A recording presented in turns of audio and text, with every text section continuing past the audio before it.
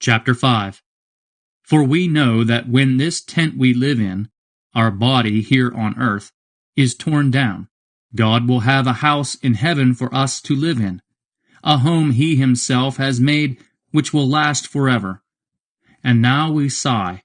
So great is our desire that our home which comes from heaven should be put on over us. By being clothed with it, we shall not be without a body. While we live in this earthly tent, we groan with a feeling of oppression. It is not that we want to get rid of our earthly body, but that we want to have the heavenly one put on over us, so that what is mortal will be transformed by life.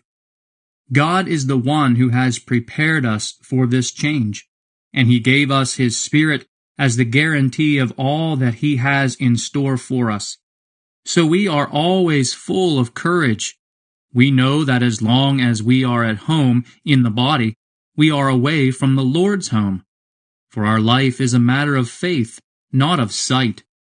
We are full of courage and would much prefer to leave our home in the body and be at home with the Lord.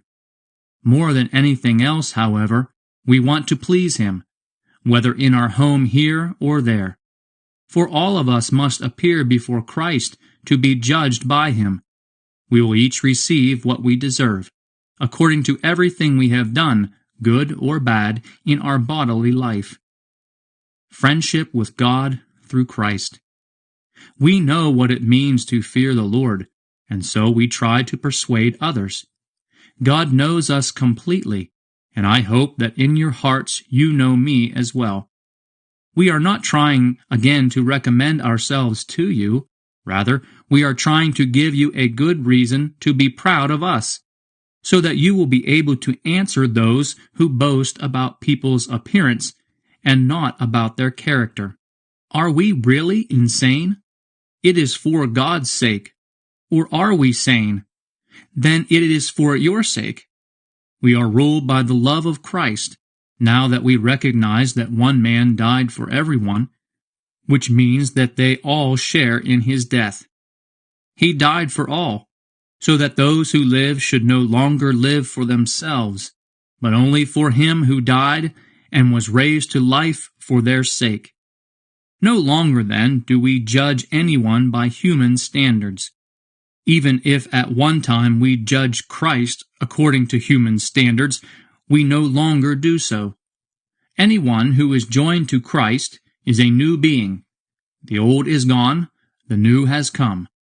All this is done by God, who through Christ changed us from enemies into His friends, and gave us the task of making others His friends also. Our message is that God was making all human beings His friends through Christ.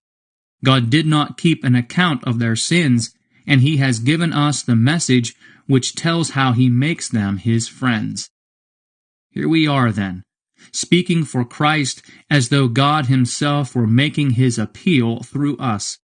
We plead on Christ's behalf, let God change you from enemies into His friends.